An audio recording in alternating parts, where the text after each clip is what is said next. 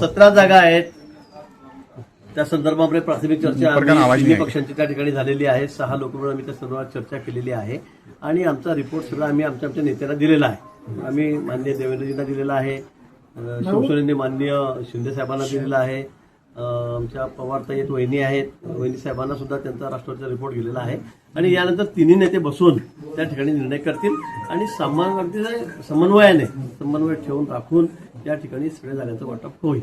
मुख्य उपमुख्यमंत्री एकनाथ शिंदे दिल्ली दौऱ्यावर गेले, काही एकमत झाल्याची देखील चर्चा आहे, काही ठोस या बैठकीतून समोर आले. मला असं वाटतं दिल्ली जाणं उपमुख्यमंत्री आहेत ते नेहमी जात असतात आणि त्यांचं कामं असतील, खात्याच्या संदर्भात कामं असतील, त्यांना कुठे काही कामं असतील त्या संदर्भामध्ये महायुतीसाठी किंवा जागा वाटपासाठी ते दिल्लीला गेले असं मला वाटतं समजण्याचं कारण नाही. गुलाबराव पाटील यांचे सुपुत्र जे आहेत ते देखील मैदानात असल्याची चर्चा आहे. काय वाटतं, जळगावसाठी पेज जो आहे तो मोठ्या प्रमाणात निर्माण नाही. गुलाबभाऊंचे जे चिरंजीव आहेत प्रताप पाटील यांनी सुद्धा मागणी केलेली आहे. गुलाबभाऊंनी सुद्धा मुलासाठी ठिकाणची मागणी केलेली आहे. ही वस्तुस्थिती आहे. पण आता जागा वाटपामध्ये 17 जागा आहेत, त्यामध्ये कशी वाटप होते हे वरिष्ठ पातळीवर ठरेल. तिकिटाचं वाटप होईल. शिंदे जे आहे ते 7 जागेवर ठाम असल्याचं मांडलं जातात आहे. शिंदे जे आहे ते 7 जागांची मागणी करतात, त्यांना नाशिक व जळगाव 2 जागा मागतात आहे.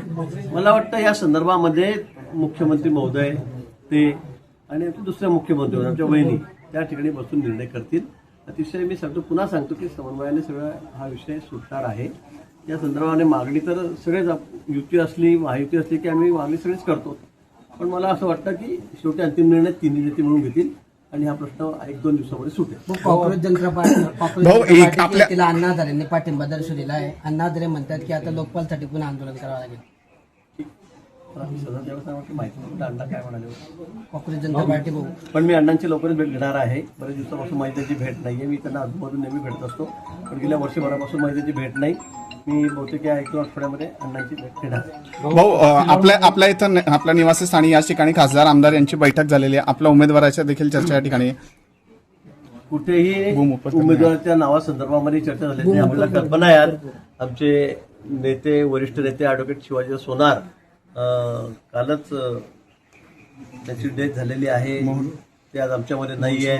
काही थोड्याशा आजारामुळे त्यांचा मृत्यू झालेला आहे आणि त्यांनाच सावरण्यात ठेवण्याचा कार्यक्रम या ठिकाणी होता आणि म्हणून सगळेच भाजपचे सगळे जिल्हाभरातले कार्यकर्ते पदाधिकारी आमदार खासदार सर्वजण या ठिकाणी आलेले होते आणि इथे आल्यानंतर मग मी चहाला आम्ही सगळेजण एकत्र बसलेलो होतो. त्या संदर्भात कुठेही उमेदवार ठेवण्याच्या संदर्भामध्ये किंवा विधान परिषद निवडणुकीच्या संदर्भामध्ये कुठे आमची बैठक झालेली नाही. भाऊ, एकंदरीत गुलाबराव पाटील आहे आणि किशोर पाटील यांच्या दोघांच्या पुत्रांसाठी ते तिकीट मागण्याची केली आहे. शिवसेनेमध्ये 2 गट असल्याची देखील चर्चा आहे तिकिटावरून. नाही, ते असेल तर ज्याचा त्याचा अधिकार आहे. कोणी तिकीट मागावं कोणी मागू नये हा ज्याचा त्याचा अधिकार आहे. त्याचा मागावं, पण अंतिम निर्णय आमचे पक्षनेतेच त्या ठिकाणी घेतील. राज्यातला तिढा सुटत नाही विधान परिषदेचा म्हणून उपमुख्यमंत्री दिल्लीकडे रवाना झाले. दिल्लीमध्ये हा सगळा तिढा सुटेल असं सांगितलं जात आहे. मला नाही वाटत मान्य उपमुख्यमंत्री दिल्लीला कशासाठी गेले काय गेले, पण मला नाही वाटत की विधान परिषद जागांसाठी ते त्या ठिकाणी जातील. इथेच मान्य मुख्यमंत्री महोदय आणि ते दोन्ही उपमुख्यमंत्री समन्वयाने हा विषय सोडवतील. नाशिकच्या कारागृहामध्ये जामिनावर सुटलेल्या कैद्यासोबत कर्मचाऱ्यांनी दारूची पार्टी केल्याचा व्हिडिओ व्हायरल झालेला आहे.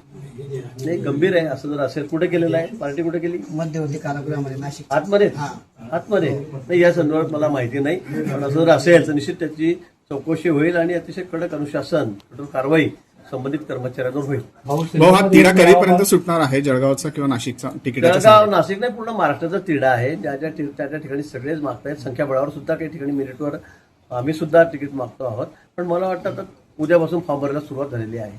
भाऊ, सिल्लोडमध्ये आणि 1-2 दिवसामध्ये हा तिढा सुटेल. 40 आमदार जे आहेत शिंदेचे ते भाजपच्या संपर्कात आहे. रोहित पवारांनी असा दावा केलेला आहे. ते रोहित पवारांना नेहमी स्वप्न पडत असतात. ते रोज काही ना काही सांगत असतात. त्यामुळे मला त्यांच्याबद्दल काही बोलायचं नाही. शिवसेनेचा एक मेळावा पार पडला सिल्लोडमध्ये. त्यात अब्दुल सत्तार आणि संजय शिरसाट यांच्यात पुन्हा शाब्दिक चकमक जी आहे ती आपल्याला बघायला मिळाली. ठीक आहे, तो शिवसेनेत त्यांचा पक्षांतर्गत तो विषय आहे. झाला असेल त्याच्याबद्दल ठीक आहे. पक्षामध्ये काही मतमतांतर असू शकतात, तेव्हा त्यांचा वाद झाला असेल. त्याचे वरिष्ठ नेते आहेत शिंदे साहेब, ते या संदर्भामध्ये काय त्यांना समज देतील किंवा निर्णय करतील.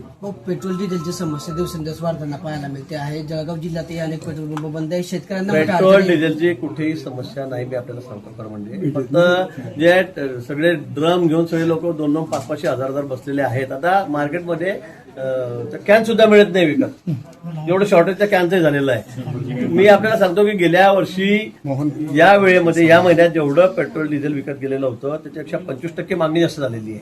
25% मागणी. आता कसं काय एवढं पेट्रोल डिझेल कसं काय लागतंय? पण आता सध्या पेट्रोल डिझेलच्या युद्धामुळे थोडं निश्चित त्याच्यामध्ये थोडी कमी होती, पण आता सध्या मुबलक डिझेल पेट्रोल सगळ्यांकडे या ठिकाणी आहे. पण फक्त हे जे कॅन घेऊन सगळे 500-500 हजार लोक बसलेले आहेत आणि नंतर मग ते रस्त्यावर घेऊन ब्लॅकमेल करतायत, विकतायत. सगळेच नाही, काही लोक गरजू पण आहेत की ज्यांना आवश्यकता आहे त्या कॅनमध्ये. पण त्यातले बहुतांशी लोक, 80% लोक आता ब्लॅकमेल करण्यासाठी उतरलेले आहेत. कोणी पोरांना धरायचं, महिन्यात धरायचं, 100-200 रुपये रोज घे, 150 रुपये रोज घे, ही 30 लिटरची कॅन भरून घे, ही कॅन भरून घे, आणि तेच पेट्रोल नंतर डिझेल आलं की 100-150 रुपयाला बाहेर विकायचं. हा सर्रास धंदा लोकांचा चाललेला आहे. मला वाटतं जर या कॅन वगैरे बंद केल्या तर हा सगळा विषय सुरळीत होणार आहे. जिल्हाधिकारी, कलेक्टर यांनी हा निर्णय घेतलेला आहे. जळगावमध्ये सगळ्या ठिकाणी वाहनाची लाईन अतिशय सुरळीत चालली आहे. आमच्याकडे पण आपण बघा की या ठिकाणी सगळ्या वाहनांना मुबलक डिझेल, पेट्रोल हे मिळत आहे. पण फक्त साठेखोरी आणि त्याच्यामध्ये ते करून काही लोक जे आहेत धंदेवाईक ते ब्लॅकमेल करतायत.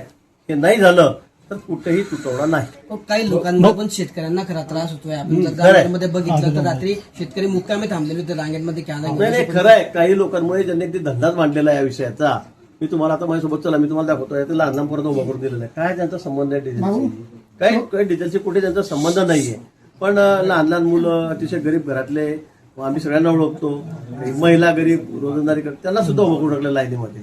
कशासाठी? त्यांना डिझेलचं कामच नाहीये. पण काही ठराविक लोक ते पाठवतात, त्यांना 100 रुपये देतात, ते कॅन ताब्यात घेतात, तीच भाव 1.5 भावाने विकतायत. हे योग्य नाही मला असं. त्यामुळे शॉर्टेज आहे, कृत्रिम शॉर्टेज आहे. तसं खरं म्हणजे कुठेही डिझेल पेट्रोलचं शॉर्टेज नाही.